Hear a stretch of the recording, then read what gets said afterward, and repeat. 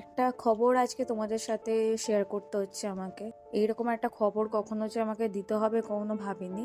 তোমরা এখানে দুজনকে দেখতে পাচ্ছ নিশ্চয়ই, একজন হচ্ছে পুটু আর একজন হচ্ছে দুষ্টু। দুষ্টু মানে যে মুখে কাগজগুলো নিয়ে ও লিটার বক্সে জড়ো করছে। তো যাই হোক, আর এই যে পুটু যে চুপচাপ শুয়ে আছে বা বসে আছে মাথা নিচু করে, তো এই নিখোঁজ মানে পাওয়া যায় এবং নিখোঁজ হয়ে যাওয়ার পর আমি ওকে অনেক খুঁজেছি, অনেক দিন ধরে আমি ট্রাই করেছি, যেখানে যেখানে লুকিয়ে থাকতে পারে সব দেখেছি। এখন মনে হচ্ছে ও জানলা দিয়ে কোনোভাবে বেরিয়ে গেছে এবং এখানে আমারও কিছুটা ফল্ট হয়তো আছে। তার সাথে বলে রাখি, পুটু আর দুষ্টুকে আনার পর থেকে আমি একটা জিনিস নোটিস করেছি যে পুটু থাকতে চায় না। পুটু এনি হাও যত ভালোই ওকে প্লেস দাও, যত ভালোই গেজ দাও, যাই করো, ও থাকতে চায় না, ও বেরিয়ে যেতে চায়। ও কোথাও না কোথাও যেন স্যাটিসফাইড নয়। কিন্তু এই দুষ্টু কিন্তু আলাদা, ও একবার ভালো জায়গা দিয়ে মানে ওর কোনো যায় আসে না। এবং পুটু অনবরত পালাতে মানে 1 মাস কমপ্লিটও হয়নি, তার মধ্যে পুটু নিখোঁজ হয়ে গেল শেষ পর্যন্ত। এবং পুটু এই 1 মাসের মধ্যে 4বার মানে পালানোর জন্য অ্যাটেম্প্ট করে ফেলেছে এবং